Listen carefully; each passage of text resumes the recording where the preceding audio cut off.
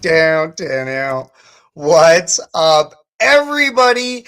You are tuned into the Elks Call, your home for Edmonton Elks fan talk. My name is Scout, aka the rep from Section X. And I'm Catherine.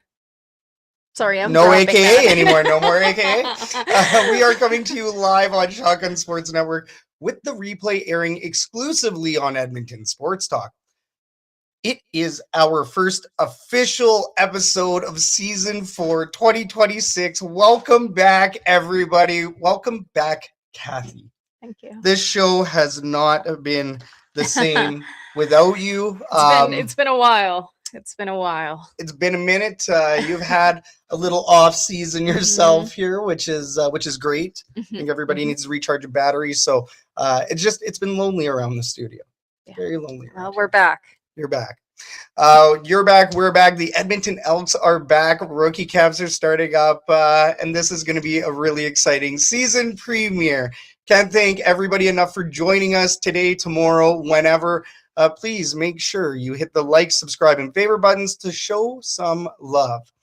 Now, our schedule today is as follows. It is a little bit stacked. We have a lot to talk about today. We're going to open up with The More You Didn't Know, where we chat with our guest. Next, we're going to give you Kathy's Herd Report, where we bring you the latest in news and transactions in EE land. After that, we're going to give you an Edmonton sports update, and then we will play some green or gold. Green or gold. Our take on hot or not. And then, of course, finally, we will finish off this episode with the fan favorite, the fan forum, where we get to talk about all of the juiciest topics in the CFL landscape. And I think there's a couple of them out there right now. So we are interactive. The Elks Call is an interactive show. So make sure you throw your comments and questions into the herd chat, and we will get them onto the show. Let's get it rolling with The More You Didn't Know, where we have a chat with our guest. This segment and episode is brought to you by Royal Retros. If you like throwbacks, you'll love Royal Retros. They are the throwback kings, and they have CFL merchandise, CFL-inspired merchandise, of course, the classic 5-Pete jersey, and more. Go check them out. That's royalretros.com. They are the sponsor of this episode and all of the episodes for season 4 of the Elks Call.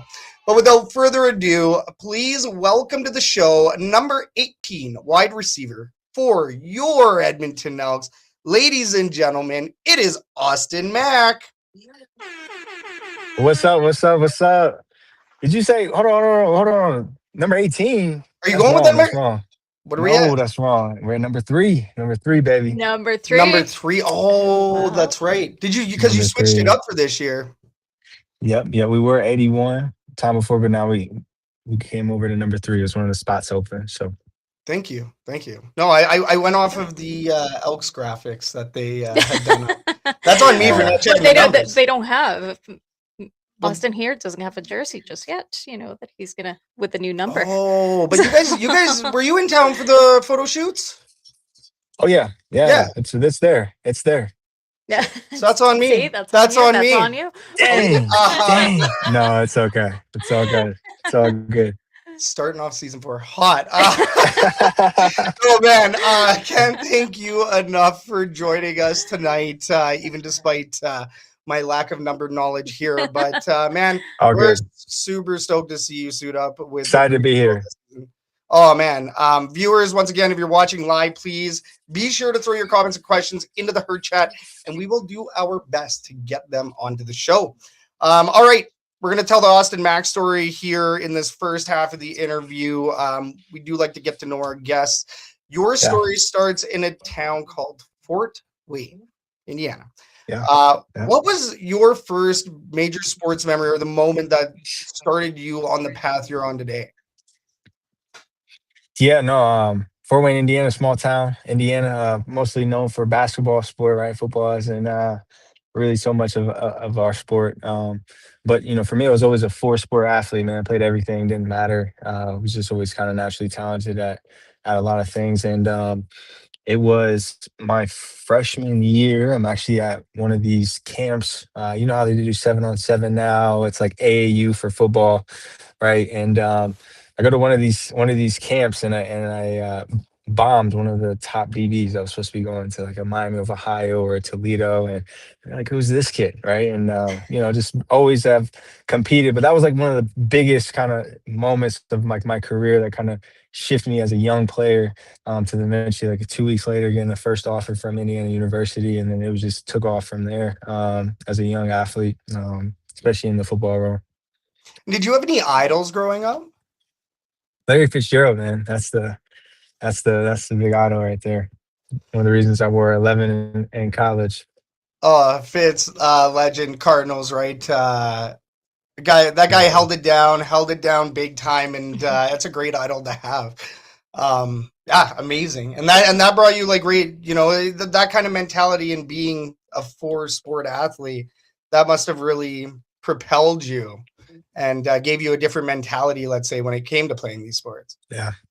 Yeah, I mean, my mom was like this. She was pretty simple. She was like, "Well, you ain't about to sit in the house all day, so go do something. Be a part of some activity, right?" We were 4 seasons in Indiana, so in the summer you play football, Mhm. winter you play basketball. Yeah, spring it's either track or baseball, and we keep it going. We're gonna be in something. Right? You're not gonna sit Yeah. around and do nothing. So yeah, that's how my mom was.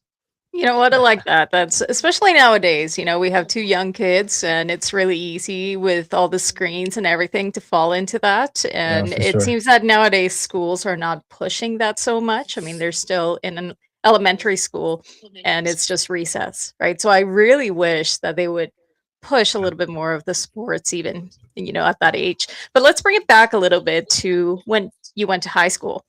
Bishop Yeah. Lures, if I'm saying it Lewis. correctly. Yeah. Lures, yeah, where you played high school football, caught Mhm. 41 passes for 805 yards, 6 touchdowns in your senior season. You had a 4-star rating heading into college. So can you tell us a little bit more about your senior season in high school? Oh,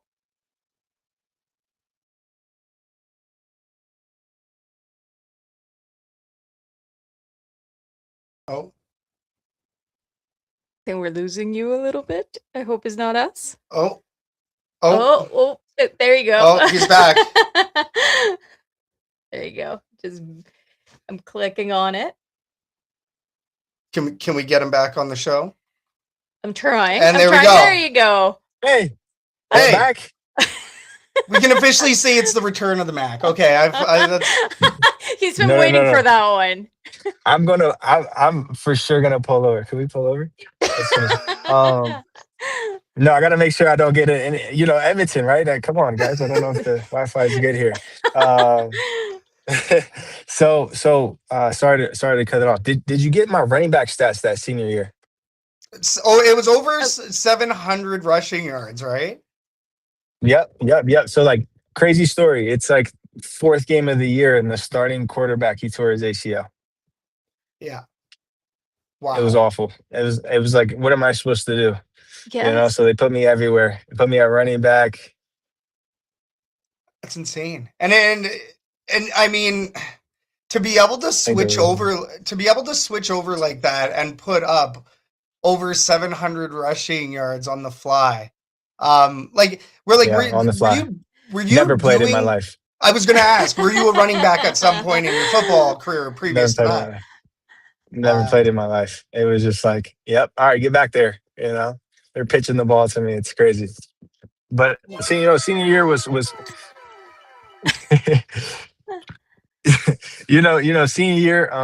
it was a great time, right?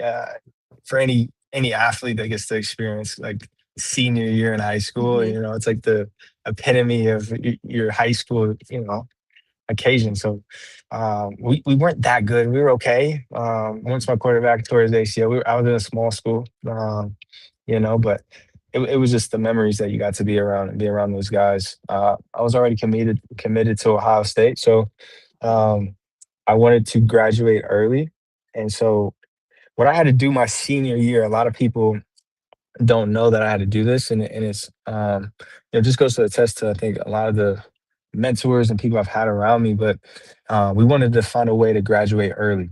And it's almost nearly impossible to graduate early from a private school, Catholic school, especially in the States. And what I had to do was graduate with an honors diploma by taking second semester school online during the first semester school and still take first semester school and play football. So, I was going to school. I'd work out before school, I'd go to school all day, get done, go to practice, and then I would stay in school till about 9, 10 o'clock every night and then do it again. Like That's Wow. that was insane. my senior year. So like partying, any of that stuff, like I No, didn't really get to experience any of that stuff until college. So that's I was crazy. I was a locked in kid in high school for sure. That's dedication. That's what it takes. That's that. Yeah, Yeah. pure Yeah. dedication. That's amazing. Yes. And of course, your performance in high school, I guess even on and off the turf, that's what got you to Ohio State. Let's talk about this for a moment. So in 2016, you did begin a 4-year college stay with the Ohio State Buckeyes, and even though Yeah. you sustained an injury in your junior season, correct? Yeah. Yeah, Mhm. so you were injured in your junior season. Your final season was strong with 27 catches, 361 yards, and 3 touchdowns. So, you've battled adversity multiple times, would say, in your career, right? This is Mhm. another example of that early on in your career. What was it like playing, obviously, making sure that you maintain your position on this team, get to a point where you're somewhat thriving with this team? And what was it like to play for the Ohio State Buckeyes? Yeah, I mean, you really have no idea what to expect when you're a college, high school kid going into college, especially with a program with Urban Meyer. And the biggest thing is I just wanted to be a guy, somebody respected, great, just human being. What I wanted to become out of what they were going to be able to give me is what I just was so desired about, reaching. And so, from the athletic perspective, for everybody listening, there's a person that went fourth overall, never had 1,000 yards, only had 800 yards at Ohio State. So, um, you just put in like my numbers never correlate to something crazy because that's how much talent there is at Ohio State and the quality of athletes that are there. You get to compete against the top guys at every single position.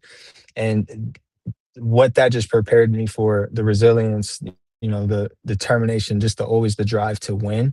Like you guys wouldn't believe this, but my freshman year, I mean, I'm a freshman, right? Going against Marshawn Lattimore, first rounder, Conley, first rounder, Denzel Ward, first rounder, Damon Arnett, first rounder. You know what I'm saying? The list was going on. Like this is a freshman, right? And these are the people I'm going against who are going to be first rounders here in a year or two. And so, I mean, Malik Hooker. I mean, the list goes on. Like but so it's just a great environment to be around. Also got to get involved. Off campus. Obviously, I was a finance major. Really took advantage of the opportunities that Ohio State had, the network, the alumni. I mean, it's a beautiful place. Nothing like Ohio State. And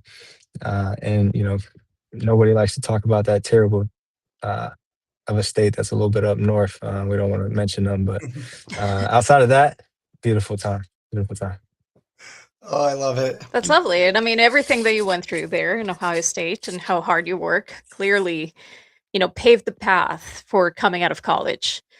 The New York Giants signed you as an undrafted free agent, and you even managed to see regular season action. Unfortunately, there was an injury that held you back yet again, and you were released by the Giants, and much the same with the 49ers a year later. And I mean, we do notice a theme over here that we're bouncing back in a major way from these injuries, but where did you gain this tenacity or learn Yeah, this I mean, ability, The resilience. the resilience? biggest thing too is like politics, football politics. Like Mhm. I came out during COVID. I was a projected fourth to seventh rounder. I was the preferred UDFA receiver for the Giants that year. Was practice squad the first 4 weeks and then played the rest of the year. So appeared in I think 12, 13 games right around there. That year was projected to be the starting slot for the team in 21. Uh, First week of pulled my hamstring first week of camp. And just like any person that might be drafted in the 7th round, they're gonna work with you, get you back, right? Because I'm the borderline 53 guy, and that's the name. There's a good book out there. It's called The 53rd. Talks about the job of being, the UDFA, the borderline guy. You always have to be available, and it happens, right? Injuries happen. It's just it was a minor hamstring. um, Turn around in 22 or end of 21, get signed with the 49ers, stayed with them the rest of the year, almost went to a Super Bowl, which was really cool, but we lost to the Rams. That was the year they won.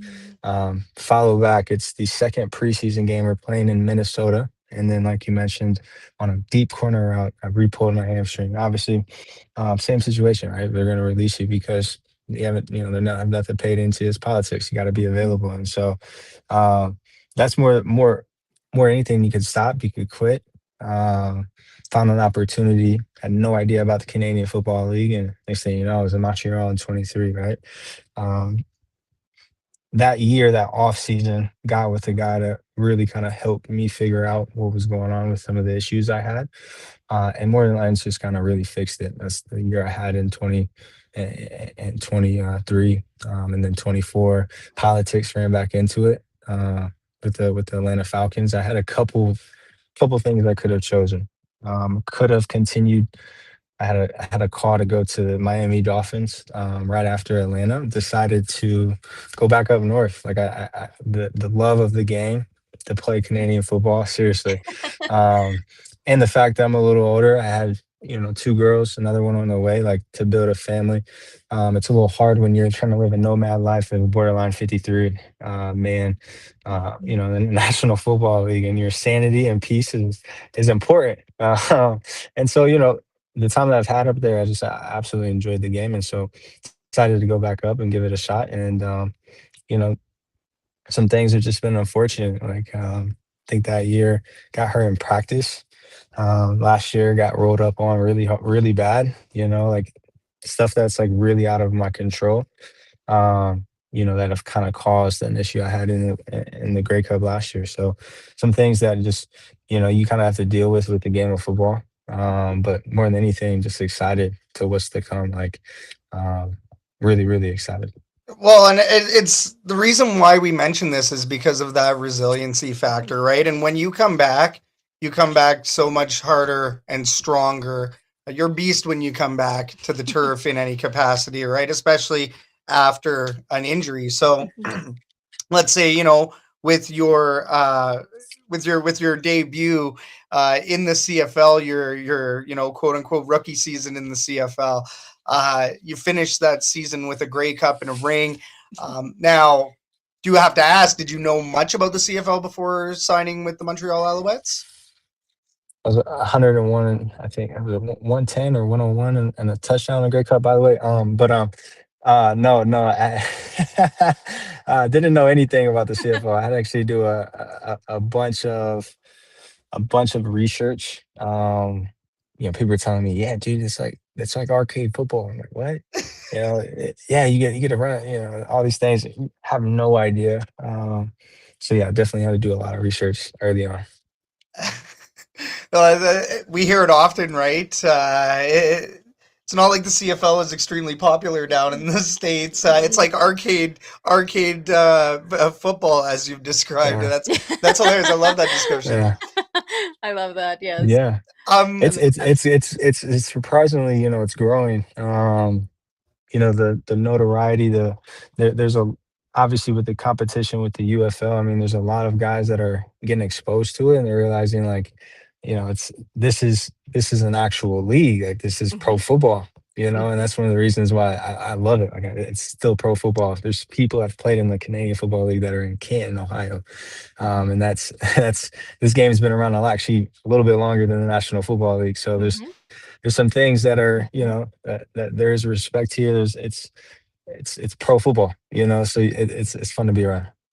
love it. Definitely. And I mean, coming into a brand new league with some really good memories, 2023, they found a way, led by Cody Fajardo, Massa's coach. But how special was that, coming into a brand new league, finishing the season with a Grey Cup, Uh, some favorite memories of that season.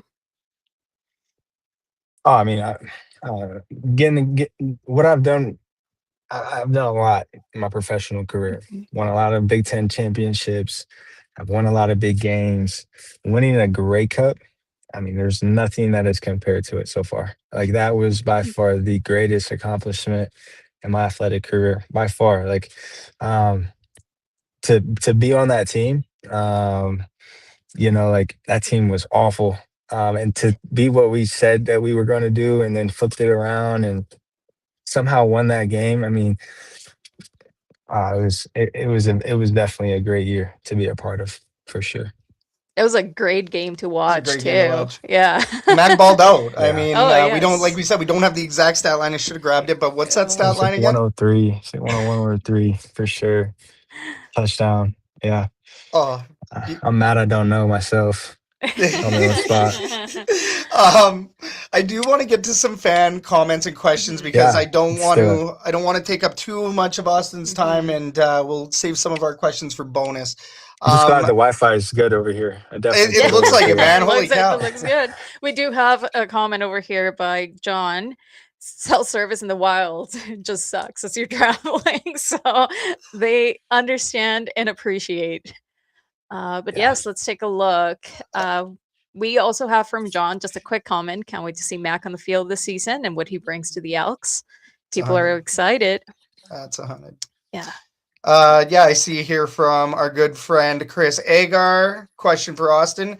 No doubt it was tough to not return to beautiful Montreal. Aside from the familiarity with Cody, what attracted you the most to sign in Edmonton?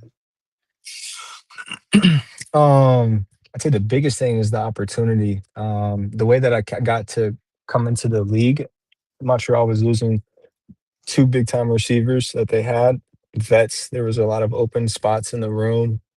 An unproven team, a team on the rise, new coach, needing people to help build culture.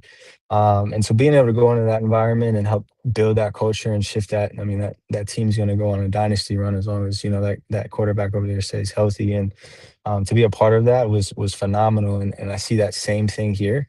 What Coach Killam and the people that are in this building are doing is very similar to what I was around, in Montreal, and I'm excited to be just a part of it. I'm not a big ego guy. I'm more than anything just a person that wants to win. I know what that's like. I was one of the 4 stars, 5 stars on the same team that all had to work together to get the same job done. So it's all about winning and helping to be able to develop people along the way and build a room together. It isn't just one guy out there. We got to have 5 killers that anybody can get throwing the ball. You guys all love to see. And number 5 back there doing his thing that he always does, right? So just excited to be a part of this and be able to build in something, right? There was another opportunity. They were already established. They already had a pretty deep room. But just a guy like myself wanted to be in a room where I know I can build with, and I think that's here. I love it. I gotta ask, do the wide receivers have a group chat or something going on, or? Why you say that?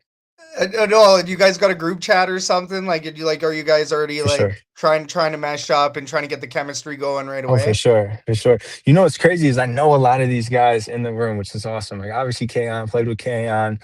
Me and Benjamin Victor were together for 4 years, a year in New York. So absolutely ecstatic to be with my guy again. OJ Hilaire, he was with me in Atlanta. No way. Yeah. So I know a few guys already. Coach Doug, he's played in the league, played in both leagues. I mean, the guys, it's so great to be around a group of guys that know ball and play ball. So I think you guys are going to be surprised. Not surprised, but excited to see quality football back in Commonwealth and really bring the Elks football back. So I'm excited. Yeah, we're excited too. I want to run to the wall here. That always happens, We have these chats with the players, and then you say those things, and we're like, "Yeah, let's go!" Can't wait. Let's go. And that's always so good to hear, when after going through a couple of seasons, that there was a lack of chemistry. Let's call it that way. Lack of touchdowns, lack of wins. There's a lot of lack, but there was a lack of chemistry from this. just roulette of players that keep coming and going. So it's nice to see that they're building a core that has chemistry with each other, that you guys play with each other, but what type of team you can be and bring that to the game. So that's the exciting part, and that's what makes me really excited about this season. Oh, for sure. Yeah.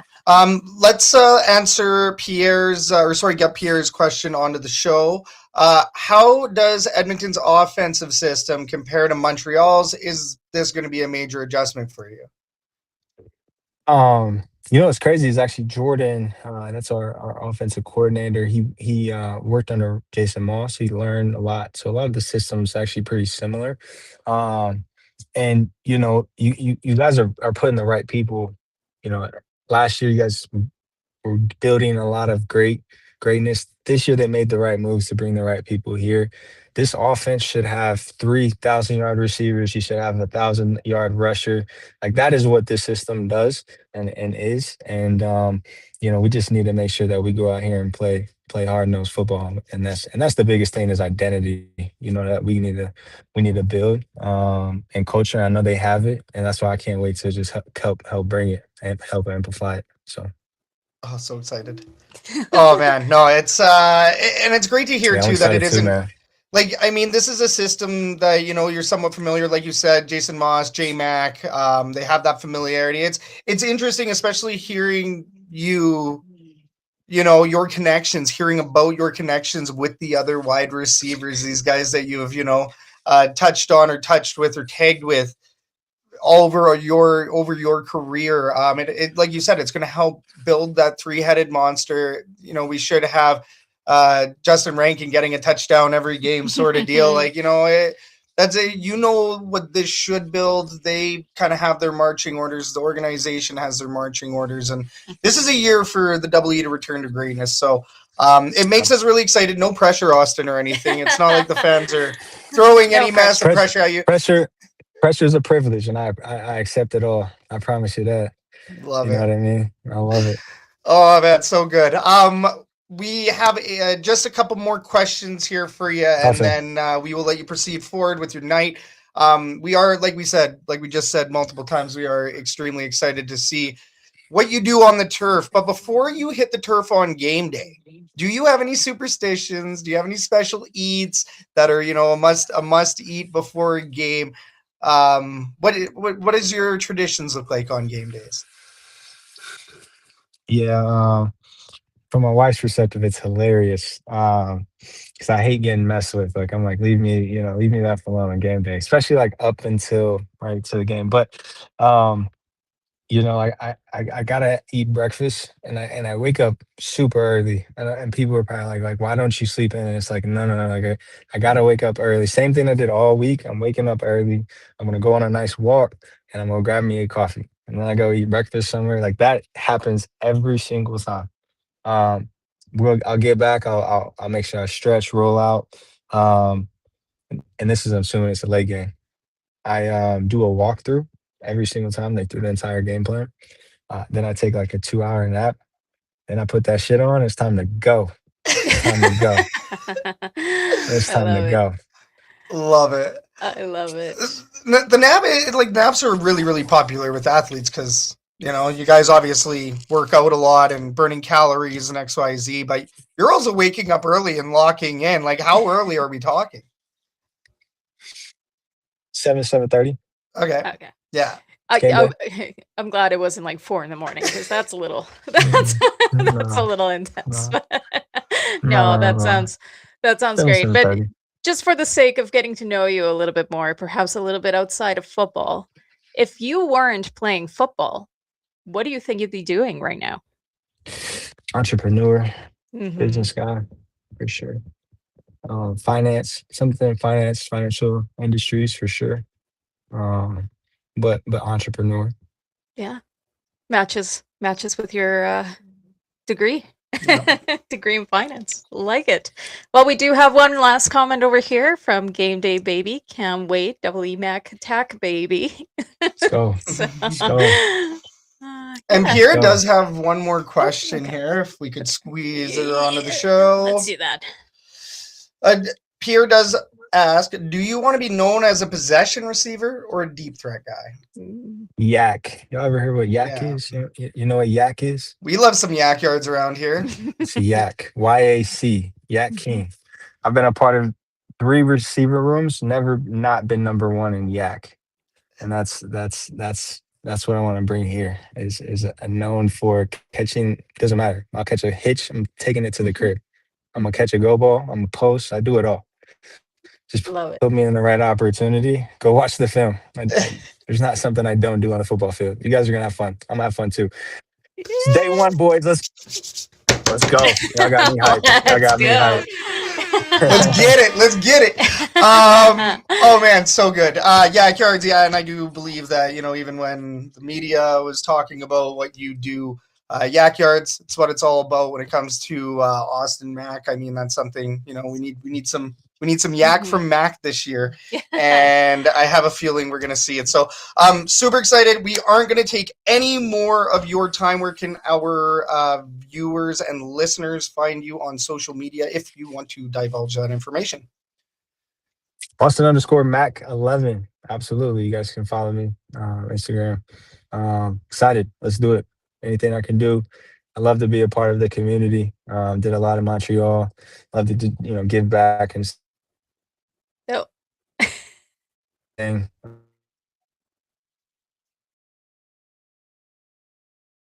Fuck that. It's about bringing something, that's that trophy, to this beautiful city. So I'm excited to be here and be a part of the culture. So appreciate y'all. Thank you, Catherine and Scout, man. Yeah. You guys are great. Thanks for having me. Sorry about the Wi-Fi. I'm glad it cleared up. But God bless. Appreciate y'all. And then get ready to see 3 out there doing his thing. Number 3, not 11, not 18, Austin Mack. Number 3. We'll see you at Fan Day. Thank you so Let's much, go. man. You have an awesome night. Thank you. Have a great night. God bless. Cheers, man. And that was number 3 for your Edmonton Elks. That was awesome, Mac. We got a guy that is coming in doing community. This is where he's selling community here. He's selling yak yards. He's selling instant chemistry with the players that are on the team now. He's selling a winning mentality. What the heck was that? That was wild. This is good. What? No, that's like what happened? Austin Mack. Yes, that is our type of guy right there. He comes with a winning mentality, and what follows a winning mentality is winning. Oh, unreal. Really, really excited once again. Big thanks to Austin Mack for joining us. Big thanks to you, the viewer, the listener, for being here with us right now. You're tuned into the Elks Call. You're rocking with the Elks Herd. And next up, we do have a massive Kathy's Herd Report coming at you. Oh my gosh. This Herd Report is brought to you by much Herd Report. There is. This Herd Report is brought to you by Rouge, White, and Blue Podcast. You can catch Oz and Joe covering the latest on the CFL from across multiple borders. Americans talking Canadian football. That's Rouge, White, and Blue, only on Shotgun Sports. Okay, Kathy's Herd Report. We have a lot to talk about. Where are we going to start with this? Yeah, we're going to start in the off season. Let's talk transactions. So here's going to be another season of me absolutely butchering names. So, You're good. Okay. You keep touching things. Don't touch things. There you go. All right. So let's go. Let's talk off-season transactions. Yep. We had some announcements at the beginning of the year. We had some extensions as well. So let's talk January. What happened there? We had some extensions for American linebacker Brock Moggensen and national defensive lineman Francis Beamy. Yeah. Look at me go. Do you miss me? You've been doing good. You've been doing good already. American defensive lineman Jared Brinkman was extended as well. So those are good ones. The Elks also added 8 players in January, including, of course, our fantastic guest, American wide receiver Austin Mack. Number 3, which is huge. That was a huge one. We're just going to hit the horn and Yeah. Act like But we did tell me just have why what excites you the most about this signing? Well, Austin Mack just mentioned it. It's the yak yards. Yeah. We're talking about a guy that can catch the ball, shake off the player, and run into the end zone. Yep. That's why the Edmonton Elks signed Austin Mack, but also then the chemistry with Cody Fajardo. Yeah. What else makes me excited? The fact that he's already acquainted with Yeah. almost all of the wide receiver, or at least a large chunk of the wide receivers. Yeah. This Yeah, guy's I think that's what makes me the most excited. I really want to see how his chemistry goes with Cody Fajardo if Yeah. it follows the the really good season that he had in Totally. 2023, and if we can kind of replicate that here. So that's why I personally think that is huge, because we were still missing that a little bit last season, yeah. I think. Yeah, I agree. Yeah, chemistry we were missing. Also, that true number one wide receiver. Of course. Right? Yeah. So this answers like 3 or 4, or solves 3 or 4 problems, or answers 3 or 4 questions all at once with Austin Mack, which is great. But who else did well double E sign? Well, right now, still in January, we do have retirement. National linebacker Josiah Shackle was retired. And let's take a moment to talk about the elephant in the room that happened back in January, which is the release of national quarterback Trey Ford. Holy cow, we're going back far. That was in January. Yeah, I know. It feels so long. Well, then we didn't talk about it. I know. Really. This is why this is a big Herb report today. Yeah, I mean, you knew that was coming. Yeah. There was a 1% chance that he stayed. He wants a real shot at getting a starting quarterback role in the next 3 years. That might not be happening in Edmonton. That might happen in Hamilton. We had Hamilton pegged on the board for how long for Trey Ford? Has there been any moves?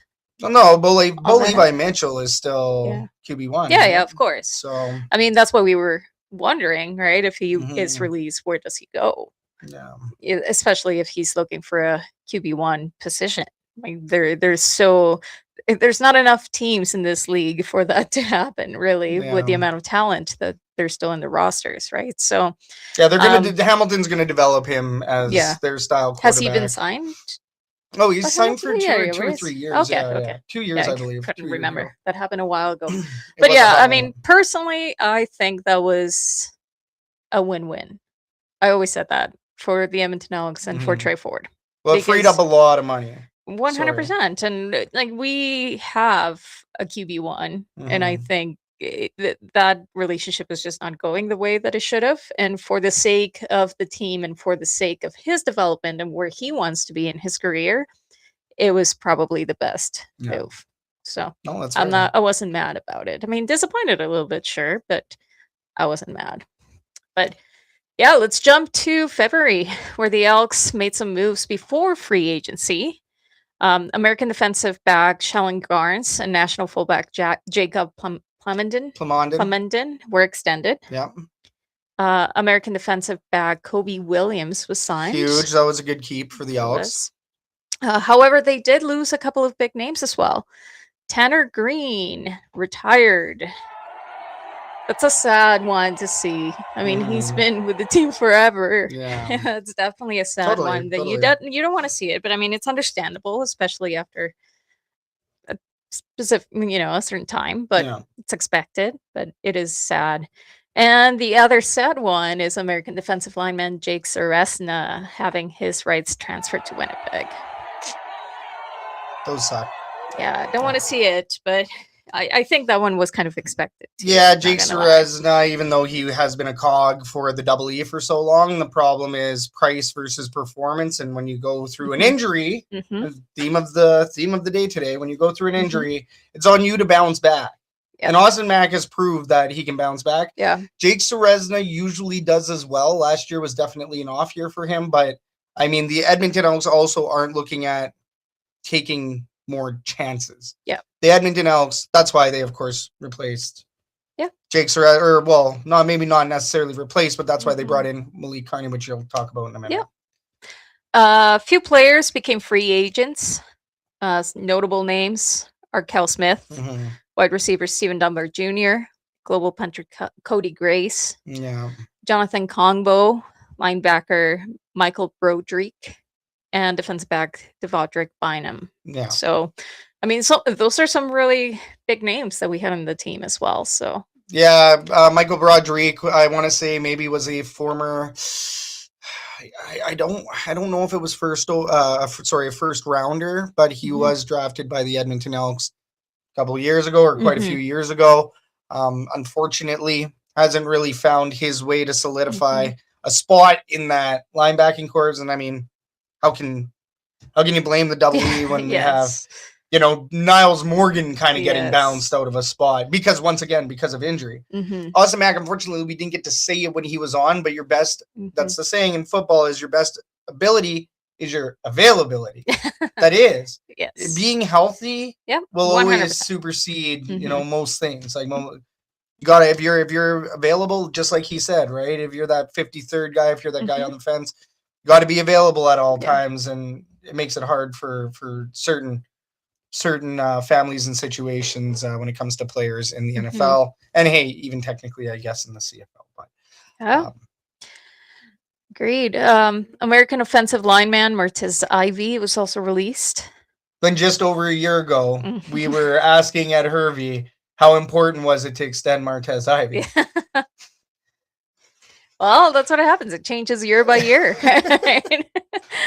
There were some pickups from free agency as well, including American wide receiver Joe Robustelli, national wide receiver Brandon O'Leary Orange, and American quarterback Taylor Powell.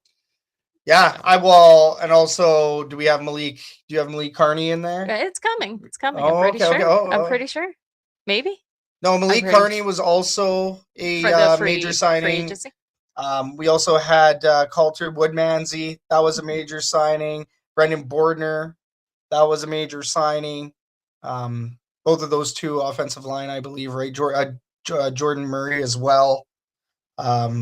So, yeah, I mean, the Edmonton Elks in free agency this year. And the big difference from last year to this year is that the Edmonton Elks are actually filling the holes. Yeah. You know where your gaps are with this team. Ed Hervey decided to fill the holes. He went to work. It was amazing. And Taylor Powell could potentially also be the future quarterback for this team as well. He does have that potential behind him.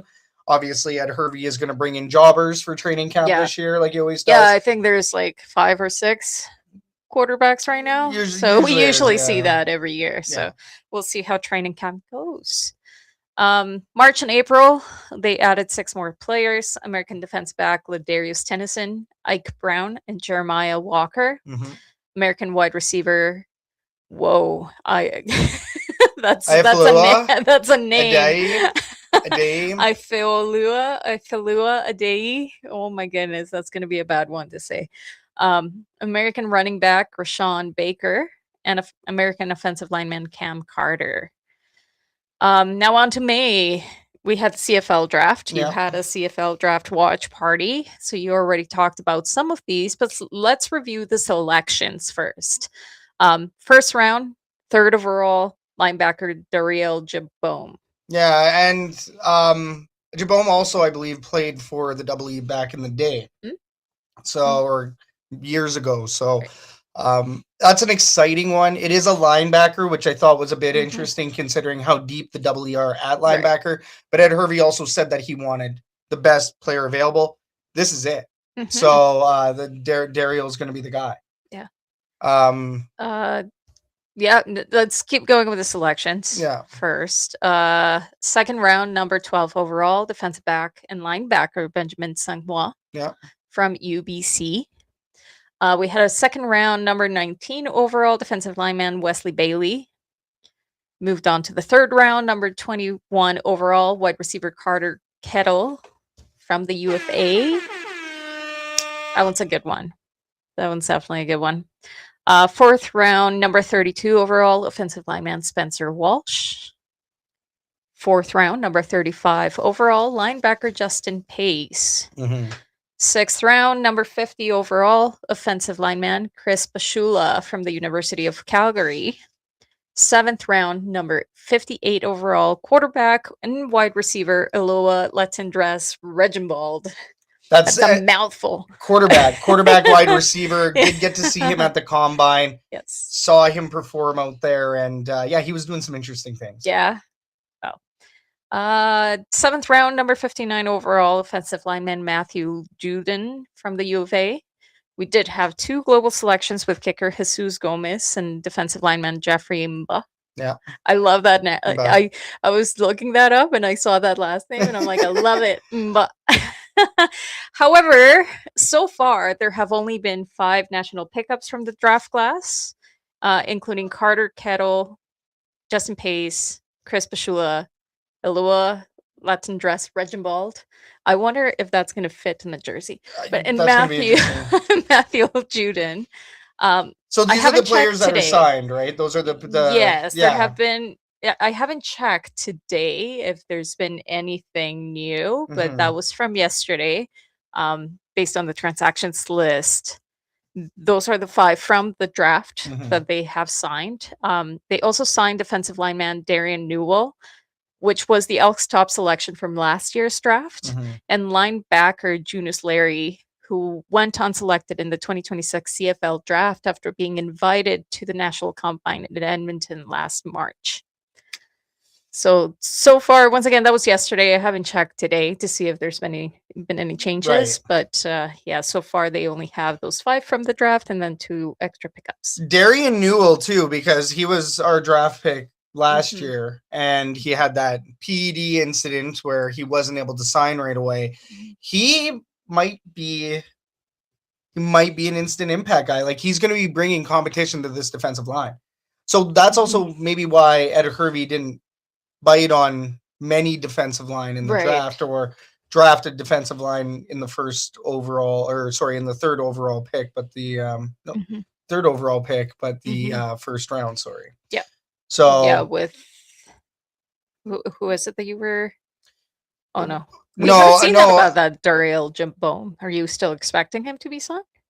I'm not sure. I mean, there's a reason why he's not signed yet. So we'll see. We'll see what happens. I hope we just don't have like a floating player every year that's like going through a PED incident, you know? Yeah, I hope that's not the case. Oh, that'd be bad. It also could be because the agent could be trying to exhaust any NFL workouts, and then any NFL opportunities. Yeah. So I maybe we're still waiting. Maybe, I mean, there's still a couple of days before training camp starts. So I'm not sure if there is going to be any moves between now and what is it, Sunday that it starts? Well, yeah, Sunday is the first official day for training camp. Rookie camp starts today. So very, very exciting. Yeah. So we'll see. I mean, it was a little bit curious, you know, having so many selections from the draft and only having 5 signings. Well, and like I said, right, a lot of that could be the agent is looking after their client in the sense of looking out for other NFL opportunities or workouts or any sort of exposure that their client can get. Could also be too, like, hey, what if a lot of these guys in the draft, I mean, they have to move on to professional football in that sense. So I don't know. Maybe they're also looking at UFL opportunities. I really don't know. Yeah, we'll keep an eye. We'll keep an eye on these. It'll be interesting. Big shout out to everybody that is joining us here tonight. This is the season 4 premiere of the Elks Call. Hit the like, subscribe, favorite buttons, all that good stuff. Super stoked to see you here with us. But yeah, that's it. It wasn't so bad. It wasn't as painful as I thought it was going to be. But what comes next? We are getting into the thick of it. We are starting the season here. You said rookie camp started today. Is that or tomorrow? Yeah, today. In the CFL, most rookie camp started today. Double E, I haven't seen anything up yet, but might be tomorrow for them. But I still haven't. I think for them, rookie camp is going to be tomorrow because even 880 Chet is doing specials tonight and whatnot. So and training camp officially opens on Sunday, May 10th at Clark Stadium. Right after that, Elks Fan Day, May 18th at Spruce Grove Fuhrer Sports Park from 10 to 2 p.m. We'll be there. We will be at Fan Day in Spruce Grove this year. Make sure you swing on by. We're going to be doing fan interviews. So I believe our friends over at EST will be live. I don't think we will be going live at the same time as EST or 880 Chat Yeah, or some no. of our other media friends out there. But we will be there. We will have some stickers to give away. Who knows? Maybe we'll scrounge up some other items that we can give away. But the big thing is we want to interview fans. We want to talk to fans. And we want to get your opinion out there as well. We're going to have a simple, maybe 3-question sort of form that we can kind of work off of there. But it's not going to be anything too intense, but feel free to swing on by and we would love to interview you. Come say hi. Come say hi. Yeah, even if you don't want to be interviewed, just come say hi. Come hang out with the herd. Yes, and preseason game 1, May 23rd at BC. What are your thoughts? What are you expecting? Well, this game I believe is going to be part of their, I don't know, is it Touchdown Victoria series? This game is it's not in Victoria. It's not Kelowna, is it? No. I don't think it's a Kelowna game. I know it's one of the games because there has been so many. Yeah, it might be the Langford, I believe. Yeah. I think it's the Langford game. So, I don't know my BC geography, but it was a weird name. Yeah, it's May 23rd, right? Because that is what are we at? 6 or 17 days until the Edmonton Elks play in this one. And this is at Starlight Stadium in Langford. What am I expecting? I am expecting a bunch of jobbers. Yes. I'm not quite expecting the star-studded Elks to be out there on that away game. I'm pretty sure most, if not all, of the team will travel, especially, like the likes of Nick Anderson. I'm sure he'll be out there on the sidelines. Oh, I'm sure. But he's not. I don't think he'll be playing in that one. I think he's probably going to be playing in the preseason game at Clark Stadium. Now, worth noting, because, do we have it up here? We're going to talk about it a little bit more, the game at Clark, because there has been some pretty heavy opinions about it, whether it be, the fact that they are playing a game at Clark or the fact that the ticket scenario was a little bit strange. And, there's been quite a bit of opinion out there about the Clark game. So, but as far as that Starlight game, the one in Langford, for the BC Lions versus Edmonton Elks, I don't know. I expect Nathan Rourke to probably ball on the Elks. I think the Elks are probably you think they're going to play Nathan Rourke? You're looking to attract a new audience in a different area. They're going to play Nathan Rourke for a quarter. Yeah. They're going to play him for a quarter. Same deal. Here, the Edmonton Elks are going to play Cody Fajardo for 1 quarter. In this game, it's going to be a lot of jobbers. And I don't think they played QB1 in the preseason games last year. Yeah. Did they? Yeah. Yeah, Trey Ford was out there. Oh, I guess, yeah. Yeah. I keep thinking Cody Fajardo. No, Cody Fajardo played in the second quarter as the backup quarterback. I know. Sorry, I forgot about that whole switcheroo that happened mid-season. Woo. Feels like it's so far away already. I know. Do you want to be, before we move on to the Edmonton sports update, John has a really quick question over here that I don't want to forget about. Do we want to put it in the fan forum, maybe? Let's put it in the fan forum. I do want to quickly talk about one more thing, if we could possibly bring this up, the theme nights for the Edmonton Elks. I didn't have that prepared. Oh, it's all good. The Edmonton Elks did bring back theme nights once again. It's going to be very exciting. I believe Country Night is on there again. I also saw that they do have an ovarian cancer theme night as well. So let's go through this. We have the home opener, of course. That's not really a theme night. We have Salute to Service. Well, it is, but you know what I mean. There's no theme other than home opener. Week 6, we have Salute to Service on the July 9th game. We have Dog Days of Summer, the Edmonton versus BC, Week 7 on July 17th. I'm excited about that one. This is a new theme. Pups will welcome in their own special section. There's going to be puppies everywhere. That's going to become my favorite game. Just watch. Dog-related activities. You're not gonna see me that game. Apparently, I'm just gonna disappear, and I'm gonna be playing with all the puppies. And I also like that they did it versus BC because dogs are better than cats. Well, we'll see. But I like that the River Hogs have like every week or something like that on Sundays they welcome the dogs, and it seems to be a really popular one. So it should be a good one. Hopefully, there is a comment over here. I feel bad for the staff. We have to pick up pee. I'm pretty sure that there's going to be some little areas that they can take for bathroom breaks for a lot of these dogs. I'm pretty sure that they're going to set something up. Yeah. Like some fake grass or something. I would assume something. Saturday, August 1st, week 9, the Edmonton versus Saskatchewan. This is the prehistoric party. Love to see that back. Love to see the dinosaurs, the T-Rex race. Yes, those are fun. Family Day on Saturday, August 15th. That is the Edmonton versus Toronto game. So that's... Oh, I think that's the one that they always have the... K-Days. No, they have that's August. the petting zoo. So. Okay. Yeah, sorry, I was like, August. That's a little bit late for K-Days. No, that's in July.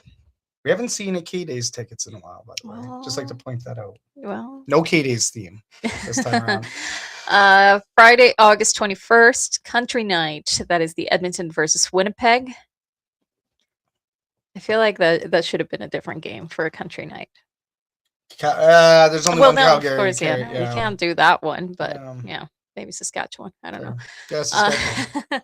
Saturday, September 12th, it is the Labor Day rematch, as expected. Edmonton versus Calgary. Best day of the year.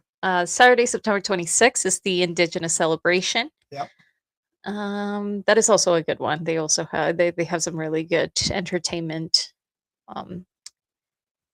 Wow, I forgot the name of the break in the middle of the game. Oh, the halftime. The dancing. Thank you. Yeah, halftime. Halftime. Halftime. Yeah.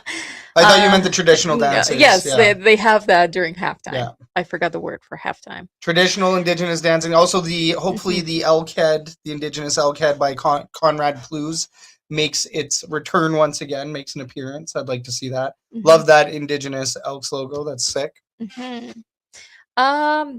And Friday, October 16th, the Edmonton versus Winnipeg game is United in Pink. For breast cancer, that's right. Breast cancer, thank you. Yeah, helping the fight against breast cancer. So that'll be a good one. Yeah, and really I mean, I did also see that Game Changers is making a return as well. So yes. I'm still on the fence. I don't want to have FOMO again this year, so I might go, but we'll see. And it's for a good cause. So I believe the price did go up this year, but it is for a good cause. Game Changers, you gotta get it in. Ladies only, by the way. Yes. Yeah. It looked really fun. All the pictures last year looked really fun. So I had some serious FOMO. The fear of missing out. Yeah. Oh, Pierre over here for the dog days of summer. He says might have to make the tailgate hot dog stew on that day. That's a good one. Speaking of which, maybe we'll bring it up on the next episode. We will get the tailgate menu in here, but the Herdy's International tailgate menu has officially been announced. It's been launched. Hot dogs, unfortunately, an American treat. Picked the wrong day. I know. I did preseason because preseason is usually a hot dog thing. Also, we're not 100% on tailgate. We have heard that tailgaters will be able to purchase their spots for this upcoming Clark game, but now we're hearing conflicting reports. So therefore, we're going to have to wait and see what the Edmonton Elks do with that. So that means we're going to have to wait and see if we're serving hot dogs on May 29th. Right, because there might not be a tailgate. Exactly. Okay. So that's going to be an interesting thing. We're going to have to keep everybody posted on that. As far as I know, the Edmonton Elks will probably have tailgating for it. I just don't know. Right. Like, I don't have the exact facts on it. Right. Yep. Much like I didn't have the exact facts on Austin Mack's number earlier. Dummy. That was, right. Yeah, that was a bad one. But anyways, Kathy's herd report. That wasn't that bad. It wasn't that bad. I thought it was going to be a lot worse. We were being drama queens. Yeah, just a little bit. Alrighty, let's give everybody an Edmonton sports update.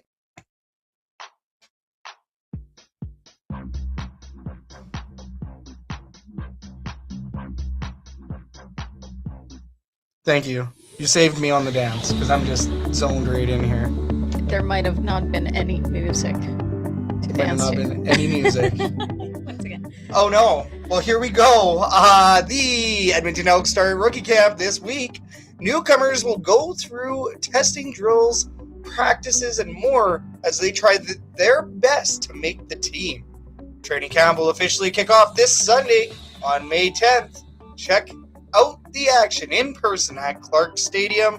Once again, that's this Sunday on May 10th at Clark Stadium. The Edmonton Oilers and the Edmonton Oil Kings have had their postseasons cut short. Both teams being ousted in the first round of playoff action. The Edmonton Stingers are back in action this Saturday facing the Winnipeg Sea Bears at the Edmonton Expo Center to open up their regular season. Tip-off is at 1:30 p.m. Mountain. Don't forget that Love Pro Wrestling has events every month with their next event at the Rec Room on May 28th with tickets as low as $10. For Sky High talent, you don't want to miss out on Love Pro Wrestling. We are the Elks Herd. You're up to date. Shout out to the viewers, a shout out to the listeners. This is the Elks Call. You're rocking with the Elks Herd. Great episode so far. It's great to have you back, Catherine, okay? Like, it's been a rough go around here. I'm not even used to co-hosting a show with somebody right beside me. So it's fantastic. And of course, Kathy's Herd Report isn't good when it's Kathy's Herd Report done by Scout. You know? Well, you can change the name. I'm not going to call it Scouty's Herd Report. That sounds weird. We're not doing that. It's just the herd. Herdy's Herd Report. Herd report. Herd Okay. and Herdy's. Okay. All right. Next up, let's play a game. I want to play a game. All right. Let's play Green or Gold. Our take on Hot or Not.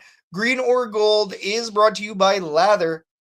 Smell damn good with Canadian-made soaps and more. The Elks Call is happy to have Lather back on the roster. We know you're going to be happy with them too once you try Lather. So stay tuned for a discount code in the coming episodes to be used exclusively by our listeners and viewers. It's likely a 10 to 20% off type of code, but really, really happy to have Lather back. Very excited. If you ask me, Lather, is it a green or is it a gold?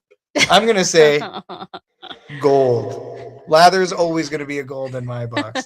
But, all right, let's play green or gold, everybody. We're going to bring up a topic or item. If you like it, you're going to vote gold. If you don't like it, you're going to vote green.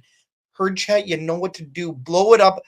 Throw your vote into the herd chat to have your voice. HERD, herd. All right. Green or gold? Mm-hmm. Straight up. Night at the Knot Hole preseason game at Clarkfield. What are we saying? Yeah, that's going to be a gold. You're just saying straight up. Yeah, that's a gold. Gold. Of course. I mean, it's cool. You get to see something that, hasn't been around for a long time. Over 50 years or something, right? It's a night that has been, well, yeah, what was it? Commonwealth Stadium just celebrated its 45th. What was it, last year or the year before? No, I can't remember. But So, yes. I mean, yeah, it's almost 50 years since the Double E has played in Clark. It's amazing. I mean, I'm obviously just going to say gold. Yeah, I mean, I don't see why many people would have a green. And if they do, blow it up in the herd chat and let us know what you think. John Kirby did say only if they have merchandise specifically for that game, then it's a gold. But if not, he's saying green. No. Whoa, John Kirby. Oh, John throwing Kirby. stones. You know what? Yeah, it'd be cool to commemorate that Mhm. game because who knows if we're going to see it. Maybe they'll make it a tradition and it's just going to be the preseason game every single year going forward. I Well, don't know. And one of the biggest complaints was the fact that sure, for certain assigned seating, it'd be, Yeah. I think $55, and then there's general Mhm. admission. I think that are a little bit cheaper, but I think fans were complaining about the pricing. Well, you also have to realize too, we're talking about cutting Commonwealth Stadium's capacity in a fifth. Yeah. There's going to be 10,000 or less seats. I don't know the exact seating on that yet, but you have to make money somewhere. Merchandise, I do agree with John. Merchandise is a great way to make money. So, they should have did that. We do have a game day, baby. What up, Ken? He does say gold. Yes. He's a big fan of Night at the Knot Hole.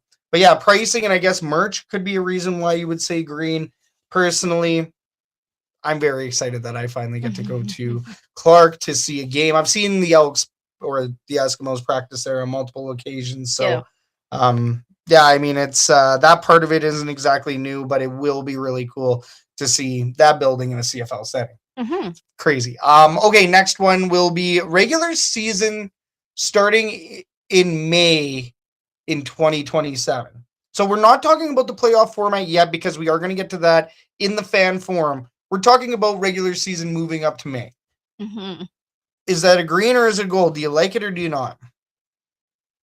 I'm not sure. I mean, in many ways, like I do, because it means I think my answer depends on whether it would be a longer season because of the playoff format. Right. So the reason why they would be doing that is because they're adding extra weeks. Sure. And they just don't want it in November when it's cold. I'm saying green. And the reason why I'm saying green is because we're in a city that we're in a city that has an NHL team that has the best player in the world. And the overlap with the Edmonton Oilers, especially if the Oilers consistently go on these big cup runs, the problem is that you have CFL going head-to-head with NHL, and even then you have it now. The other thing that I don't like is that the UFL already has a schedule that slightly overlaps with the CFL. Their postseason overlaps with our preseason, I believe. Right. Yeah, I'm not sure with it. I would say green probably too. And also because, May, you're just starting to wake up from the cold, and that's when people start making plans. They start camping trips, they start kind of getting their summer vibe back. And John Kirby over here, Victoria Day.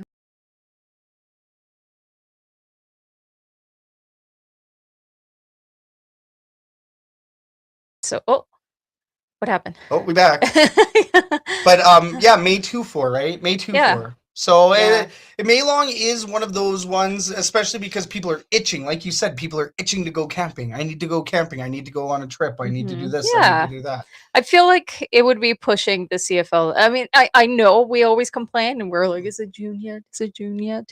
But at the end of the day, like, it's kind of nice having also that May, potentially without hockey, potentially, depending. Or if there is hockey, then of course it's going to be a really big. Yeah, well, we know this city when it comes to the Edmonton Oilers, and I mean, hey, it's great that the Edmonton Oilers, our biggest team in the city, is doing great, but I do worry about that overlap, especially for the next 5 to 10 years. Yeah.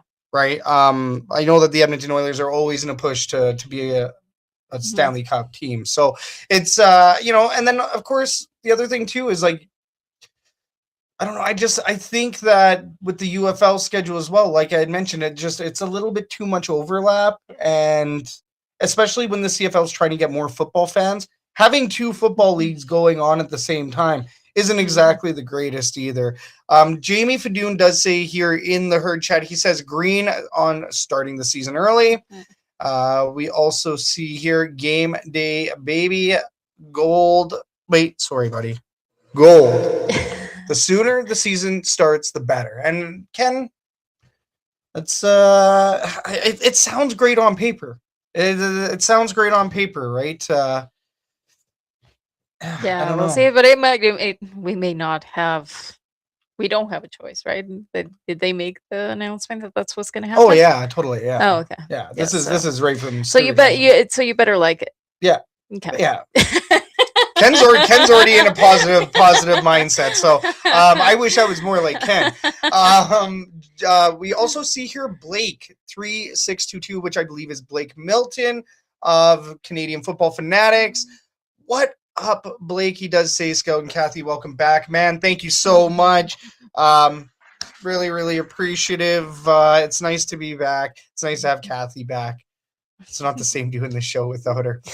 All right, everybody. Okay. That is the end of Green or Gold. Green or Gold. Once again, that was brought to you by Lather. Great segment. I love that one. I love that segment. All right, but let's get to the juicy stuff. You want to get into the good stuff? Okay, let's do get it. to the good stuff. For our final segment tonight, we had to bring back the fan favorite. It is the fan forum. This fan forum is brought to you by Argos Fancast. Join Clay, Will, and Sir Doug as they give you the latest from Argos land right here on Shotgun Sports Network. In this segment, we talk about the hottest topics surrounding the Edmonton Elks and the CFL as a whole. Heard chat for the last time tonight. Blow it up and get your comments and questions onto the show. And new for this season, we will be taking your questions and asking them as one of our questions. So we'll bring up a couple questions, but we want you to throw some in the herd chat as well. So please do blow it up.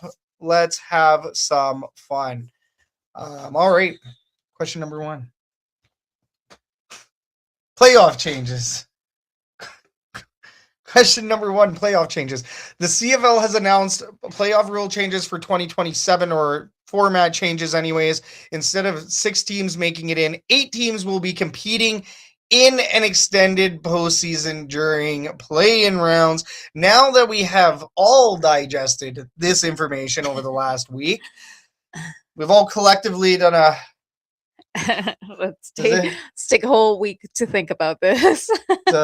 Goose Frama! Oh, wait, no. Oh, okay. I was going, Goose Frama! Okay. No, not Skyrim? No. Okay. That's different. That's opposite. Yes. Okay. What do we think, everybody? Is this a positive or a negative, in your opinion? Do you think the new playoff format is viable, or do you think this is something that is not so beneficial for the league? Is this something that maybe makes the league look bad? How are the optics on it? Fans, let us know what you think. The CFL playoff bracket change, the format change. Blake, we see your question, by the way. Anybody that's throwing in questions, we will get to them at the end of this segment for sure. Mm-hmm. Yeah, I don't like it. Not a fan. Not a fan. I think I kind of understand what they're trying to do. Mm-hmm. I mean, at the end, the playoffs, at the end, kind of, it's something that I've talked about before that I wish that they would do, and it's kind of remove the divisions, Mm-hmm. right? It's no longer, for the playoffs, it would no longer be East versus West. So there's always, a greater chance of a team from both divisions to make it. But 8 out of 9, Yeah. like, come on. Not only that, but it really, truly makes the regular season useless. Like, as long as you don't come last, that's all that matters. So what are we going to see for that? Are we going to see more jobbers? Are we going to see more of the secondary because they don't want to injure a lot of the main players? So resting, you think that are we going to see more of that, which could potentially make it more exciting in a way? Mm-hmm. But I feel like it defeats the purpose of the game, which is, like Austin Mack said, to win. No. When regular season doesn't matter anymore, who cares if you win or not, as long as you're not last? That takes away competition. That takes away the need to win. And that is, to me, that kind of defeats the purpose. Now everybody gets a participation ribbon, and it sucks for whoever comes last, because now that's truly a shame. Yeah, I mean, sure, you are the ultimate loser. You are the number 1 loser on the season if you're that team. I think the other way that you can look at this too is comparing to other major leagues, like let's say the PWHL or the NLL, other leagues that have, say, 8 teams or have this low number of teams. What do? They let 50% of the crowd move on to the playoffs. They have 50%, right? So 8-4. Yeah. Right? Already at 6, it seemed like a lot of teams that were moving on. It was already something that was being made fun of and joked upon and everything else. I like what Blake says here in the herd chat. Blake does say, I'll say this. We talked about it in our show, and Shane mentioned that the 5 to 8 and 6 to 7 games should be considered play-in games, not playoff games, and only the top 2 in the East and West made the playoffs. So that's exactly what I'm saying. And that would make it more competitive. At least you still have something to strive for. Yeah. Right. You still, because at the end, the play-in games is about points, right? Mhm. It's no longer, like I say, Easter versus West is where you are in the rankings. Right. So because of that, it still remains competitive at that point. But if you're waiting until the very last and you just have to not be last, like, come on. Yeah. That removes any sort of competition. Yeah, I mean, I think that it definitely it gives you more. It gives you a different mindset. It's more of an insurance on your losing, which is we know the competitors we have in Edmonton. Yeah, we just talked to one of them. Guys want to win, right? And maybe somebody did also say maybe it does work in the Elks' favor. That was John. Well, if you think about it, we would have been in the playoffs in the past few years. Yeah. And that's kind of silly because we have seen the team that were the Elks in the past few years, and you don't want that team in the playoffs. No. Right? It comes to say when you're watching a team that is not performing so well that they don't necessarily deserve to be in the playoffs. Right? No. Once again, to me, it just takes away from what the game is. I believe this also fosters mediocrity. Or fosters, luck as well. I think this also does kind of allow luck to play more of a role in a Grey Cup, which a Grey Cup should be mostly skill. Now, Mike Smith-Knutson, super fan, over at the Turf District, he had kind of mentioned that, yes, playoff structure has changed multiple times in the past, and people always complain. People will always be upset with the change to the CFL. CFL has changed over the years, and there's been complaints multiple times. The forward pass was invented, and people were upset.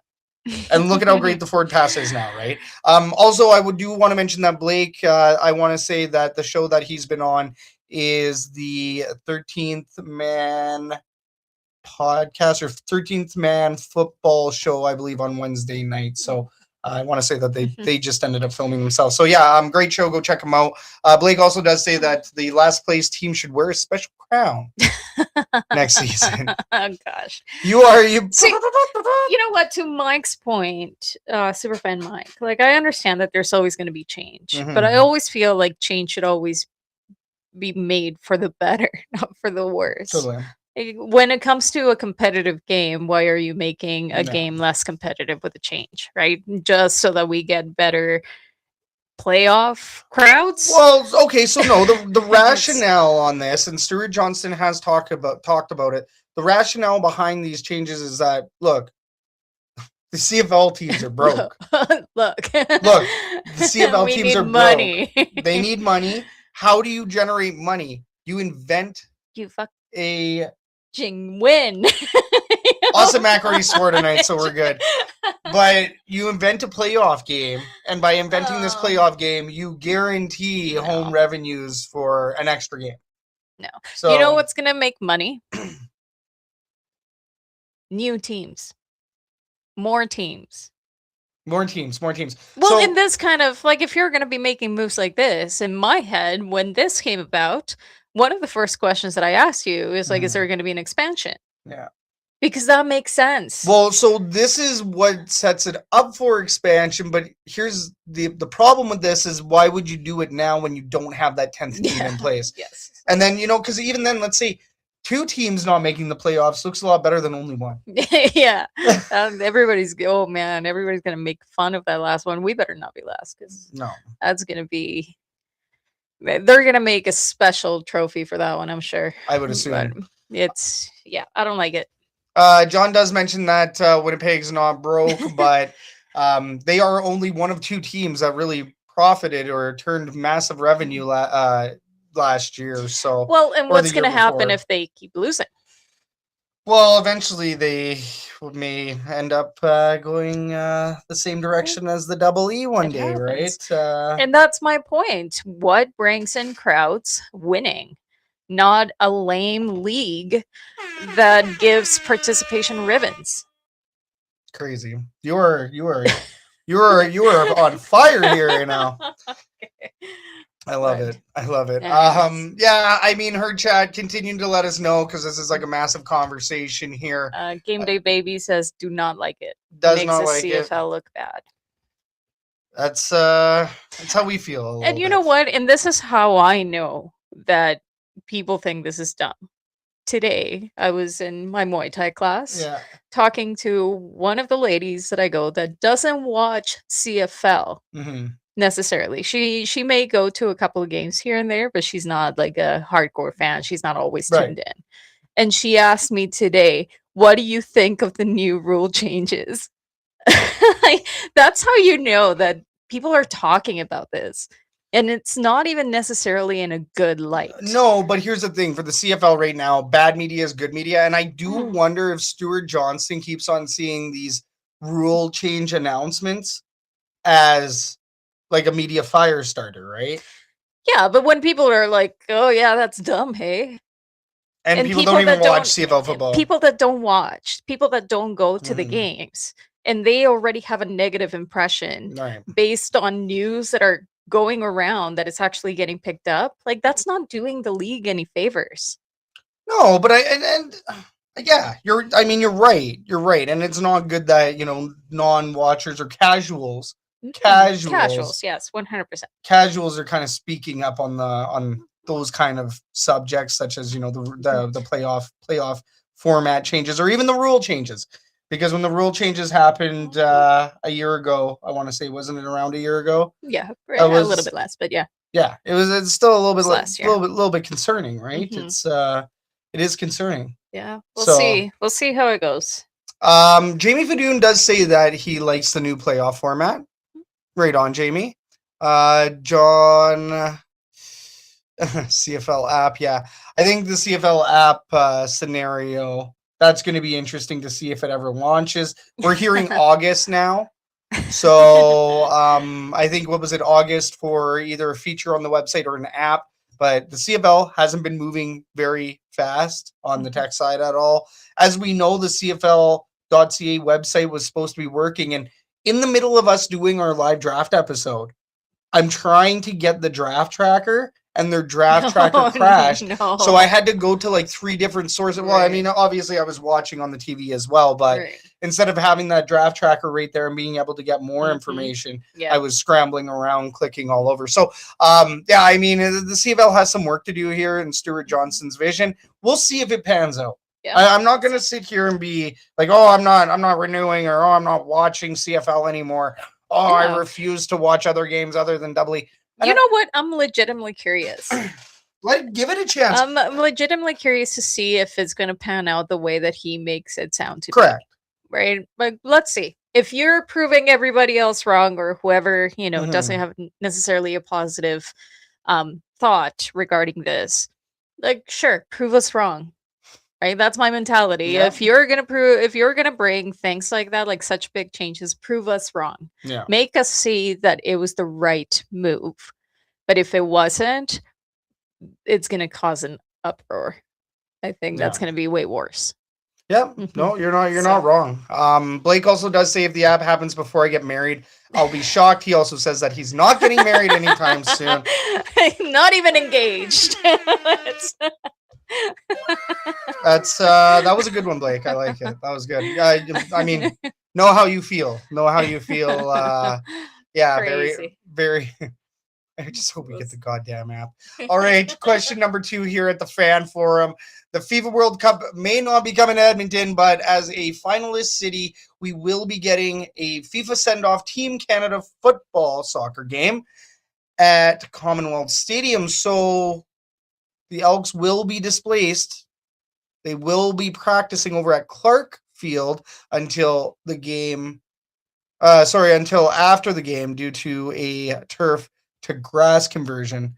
So Commonwealth Stadium is going all natural grass. They are getting rid of that turf, which needed to be replaced anyways. So it all kind of works out, right? Yeah. But FIFA requires that anything it's because, I remember that was a big deal. But all this for one game, which is crazy. They should just leave it. Well, should natural grass make a return to the CFL?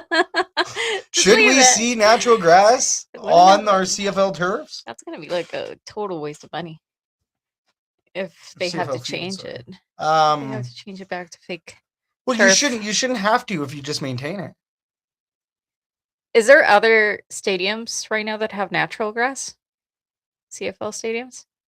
Or are they all turf? I want to say they're all turf. Maybe BMO? Is BMO turf? No, I think it was turf. BMO was turf? Is that like a rule? CFL that it has to be turf rather than natural grass? I don't know, actually. I believe there probably is one now. Because I mean, if that's the case, then they may just have to. But I'm not sure. BMO is natural grass. Oh, BMO is. I wonder what the players think. Now, Saputo Stadium is also natural grass, but the thing is that they do soccer football only. So there is no CFL football there, and CFL football is really, really hard. Well, any football, gridiron football, is very, very tough on the playing surface. Right. So natural grass would get torn up really good, and then to do a lot of patching up, more staff, more costs. So it may just be like they just have to bring it back. Well, for FIFA, it's a mandatory, and then they switch back to brand new turf at Commonwealth. Yeah, so that's what they're doing. Yeah, but I mean, like I don't know. Because I believe that natural grass prevents injuries over, let's say, turf. Yeah, I wouldn't know.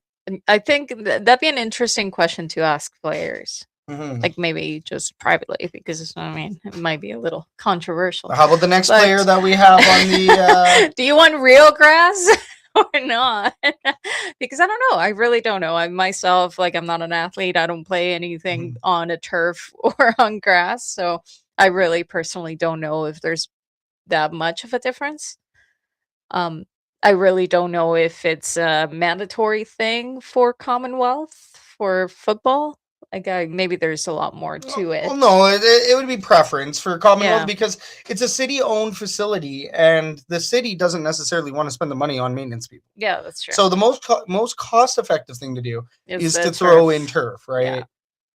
Now, I think, most likely Commonwealth will be keeping the turf until another stadium pops up and the option comes back again, because right now I don't think the option exists for Commonwealth because they want to save money, not hire maintenance people to deal with this, which it would actually be City of Edmonton doing the grass anyways. Well, and Game Day Baby over here. City of Edmonton can't take care of nothing. Grass would be great, but can't see them maintaining it. That's just it. It's gonna it would take more maintenance, more people. They can't even take care of our potholes. Like, come on. That's hilarious. Have you seen the street sweeping schedule? Okay. Have you seen your back alley lately? Have you lost a tire in your back alley lately? Gosh, too good. Yeah, I mean, City of Edmonton can't even fix the stairs going down. Okay, so we're stuck with turf. Yeah, I think so. Yeah, that was we came up with this conclusion very fast on this question. Let's take a look at our fan questions. There was one from John back at the beginning. Too funny. Just bear with me. Do you think the City of Edmonton should do more work? No. They don't do enough work as it is. Why are you trying to add more workload? All right. From John Kirby. Merchandise question. Should the Edmonton Elks sell baseball jerseys like the Oilers and Oil Kings do? Okay. So I haven't quite seen the Oil Kings jerseys, but baseball jerseys, but I do know, actually, I might have. No, never mind. Scratch that. I did not see those, but I did see the Edmonton Oilers baseball jerseys, which are designed and produced by our friends over at City of Champions Clothing, Nice. Reed Clark's company. Right. So City of Champions does that. That would probably, like, I don't know, for the Double E, I don't know what kind of partnership they have to get into, whether it be with City of Champions or another baseball jersey manufacturer. It would be cool. We do also have to remember, though, that the Double E team store is a little bit limited on what they can sell. The Edmonton Oilers team store is like 4 times the size of the Double E's. Maybe three. I always wonder what happens to all that merch that doesn't sell. They put it in the back and then they bring it over for a 50% sale later on. That's fair. Because, I mean, there's always so much revolving merch at the Edmonton Oilers, right? So you wonder. It'd be cool. I'd buy one. Yeah. I would buy a baseball jersey. An Edmonton Elks baseball jersey. I would too. I would. Just as long as nobody. The boys would too, for sure. They love their baseball jerseys. Big Blue Jays jersey wearers. Yeah, and I mean, as long as nobody confuses us for Oakland Athletics, sorry, they're just Athletics now. They're just, I think they're just because they don't have a home. Right. They're in between Oakland and Las Vegas right now, and the Vegas one. Yeah, it's a mess. It's a mess. Yeah, the Last Dive Bar. Go check them out online. Always great stuff. We do have one more question from Blake. Oh. Who's your pick for MOP this season? Thank you for getting this one. Yeah. Oh, way too early pick for MOP. Way too early. Way too early pick for MOP. Austin Mack. I mean, Cody Fajardo. Yeah. Well, possible. There's a great possibility of that happening, really. Justin Rankin. Maybe. Oh, I mean, if we're talking Double E, as far as the league. Oh, for the like, I wouldn't be surprised to see Nathan Rourke somehow get it. Yeah. I don't think Trevor Harris will get it this year. I think he's past that hump. Yeah, that's a good question. Who do you think? Like Nathan Rourke. Yeah, but who else? Who else? I was just gonna say Levi Mitchell just to make you angry. Sorry, I did not mean that. Yeah, you don't have a button for that. No, that's a drum roll. Dang it. I just wanted to see your face. Terrible. Well, Levi Mitchell should not be winning any sort of MOP. I just wanted to make you angry. I would say Trey Ford over Levi Mitchell, okay? And Trey Ford is most likely... He takes over the QB1 position and makes the MOP. Do you know how bad the Edmonton Elks fans, like, they would react if that happened? Like, if Trey Ford suddenly became, like, the most successful quarterback in Hamilton, people would riot here in Edmonton. Yeah, they probably would. They probably would. No. We see it with the other Edmonton sports and when players go elsewhere and flourish. And we do see this scenario happen every once in a while. Speaking of which, Tavares Daniels, actually, number 80, former Double E, he ended up actually just recently retiring. So, and he was just here, like, what, 4 or 5 years ago? Yeah. So it's crazy how fast things change over the years. Yeah. The life of a football player, you only have until every like year. 35 unless you're a quarterback. Ancient. Dinosaurs. Jamie Fadoon does say Zach Collaros MVP for MOP probably. Blake says Tyson Philpott. Also says Nathan Rourke. Okay. I can see that. Yeah, I can see that. Her chat, get it in quick here before we end our episode. What do you think, MOP? Who is your way too early MOP? For the sake of the argument, I'm going to say Cody Fajardo. Like, if the Double E somehow, pull off a hot start, which I say it not with doubt, but I say it with trepidation because the Double E haven't had a hot start in over 6 years. Yeah. 7 years. Yeah. Well, I think we were really happy about the start last year and it wasn't that great.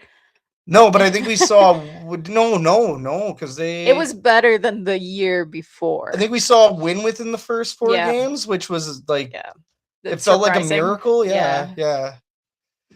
Yeah, I mean, as far as other way too early candidates, like yeah, like I mean, I like a Justin Rankin. I like thinking outside of the double E, like AJ Ouellette's getting older. Like I'm just thinking of stars on the other teams. Yeah. Brady Oliveira, like maybe he pulls off a crazy getting season, older. but he is getting older. Getting older. We all just getting older. All right, and then yeah, I just want to I just want to speak on John Kirby's point here, which he says next season the Oilers, Riverhawks, Stingers could all be playing home games on nights that the Elks are at home because of moving up the season. Mm-hmm. The one thing I'm going to say on that is this town used to exist with the Edmonton Trappers going, full bore at the same time as the Double E. Oilers going to Stanley Cup finals runs, which, hey, you know what?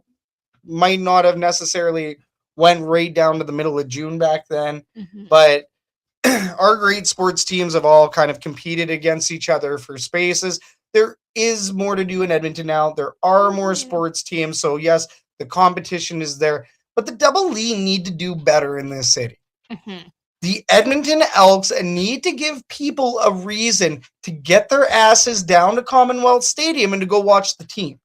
So if they're not putting on great performances, if they're not putting a smile on your face, even after letting you beat up a car, even after giving you free hot dogs, even after you visit the Elks herd at stall 182, they can do everything, give you the dinosaurs racing, give you the theme nights, give you everything. But if you are not winning, you are not taking your proper piece of pie.